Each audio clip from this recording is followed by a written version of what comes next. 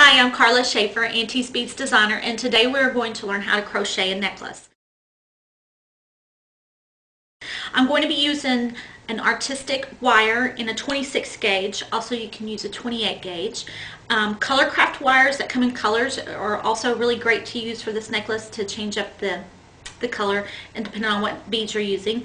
I'm using a variety of beads today. We're going to need a total of 47. I'm using Swarovski crystal bicones. I'm using some check glass, and I'm also going to use a sterling silver toggle clasp. You will need a pair of round nose pliers, a nipper tool, and you will need a letter I crochet hook. And the size on the crochet hook is very important because this does matter a great deal in the size of loops that we're going to use to make this project. Also, something that I find helpful is using a mug to put the spool of wire in while I'm crocheting. That keeps the spool from rolling all over the table. The first thing we're going to do is we're going to take our wire and loosen it from the spool. I'm going to drop the spool into the mug, and the first thing I'm going to do is string 15 beads in a random order on the wire. Okay, I've strung 15 beads on here, and again, it's a random order, and to be honest with you, you really don't need it to be in any kind of order, so random is the best. Just pick them up without even looking at them. I'm going to go ahead and slide the beads down into the mug. Okay, the first thing you're going to do is take your hook, lay it on top of the wire, and just kind of give it a twist till we have a starting loop. Take the wire and pull it through. This is a simple chain stitch.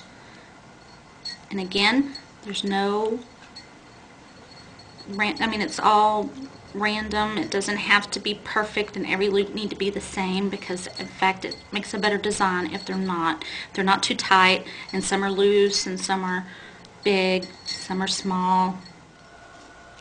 And you're going to do this 14 times before we pick up any beads.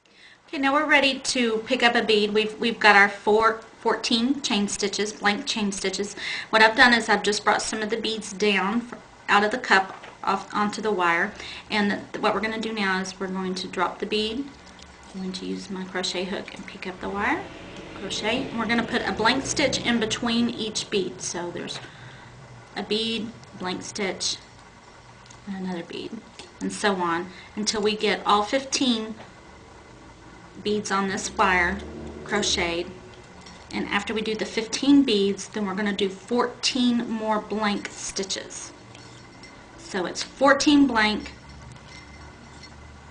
15 beads with a blank in between each one of them, and then 14 again.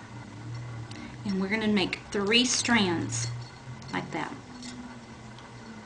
Okay, once we have finished our crochet of our 15 beads, what we're going to do is we're going to go ahead and complete the other 14 stitches. So I've already got one.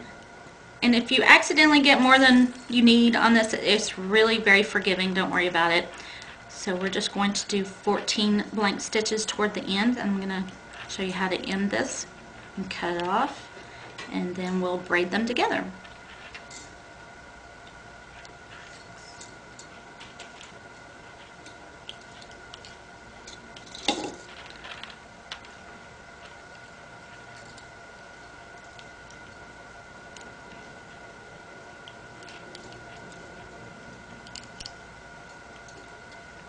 Okay, this is how we end it.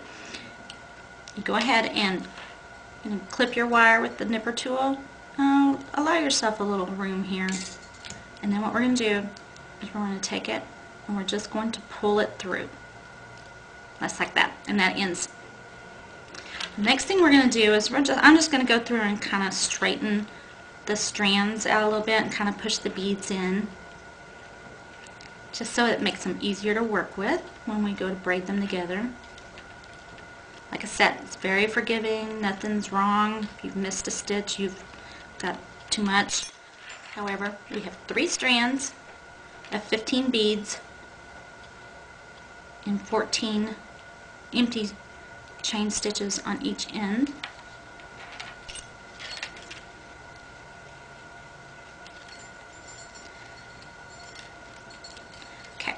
The next thing we're going to do is we're going to take the 3 ends and we're going to just twist the little wires together, the little loose ends together.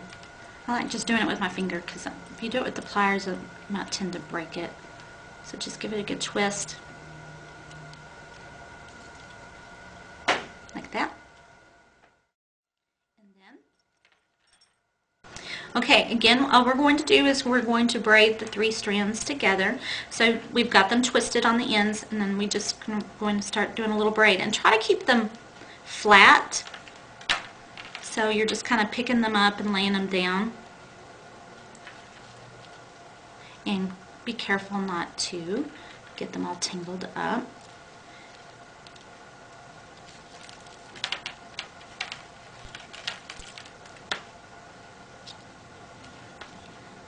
And just see how it's starting to take shape.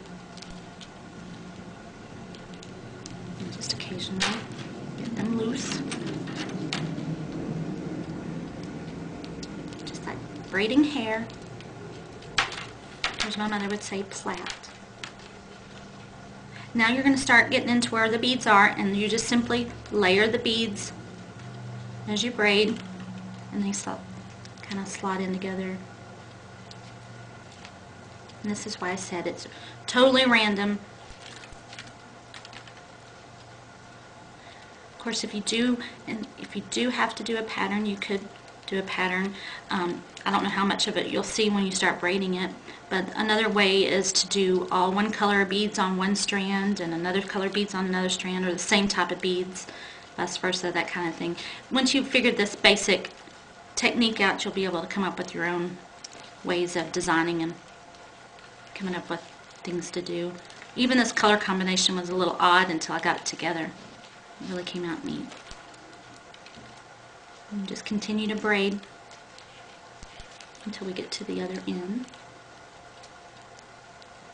It starts to look a little messy, but it all comes together.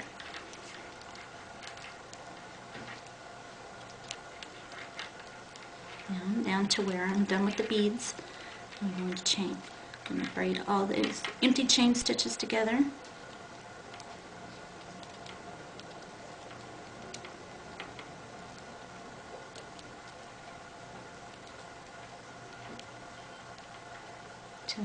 Now see, I'm running out. I've got more chain on one end than the other, and that's alright.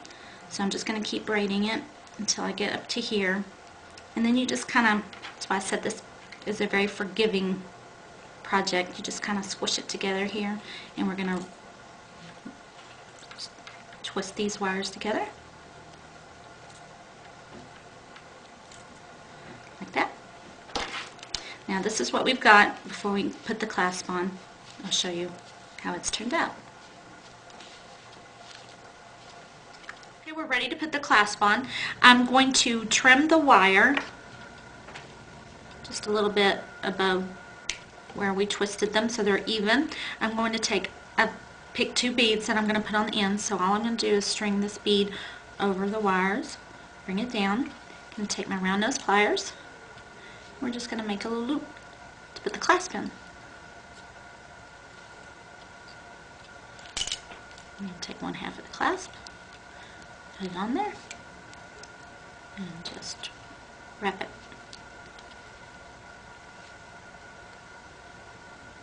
And then trim the wire.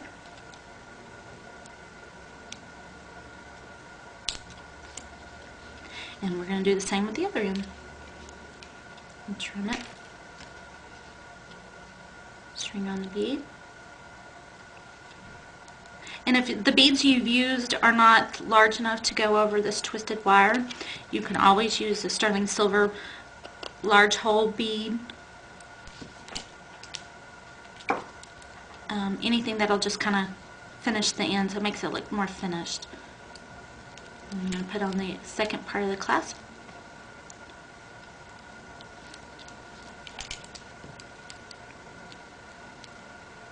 And wrap it.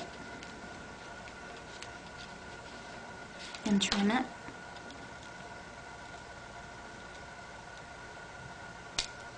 And one more thing about this is that you can kind of go through if you want to adjust it a little bit, and you just kind of squish it, kind of bring it up, mash it together, and we have a finished necklace. And your clasp works.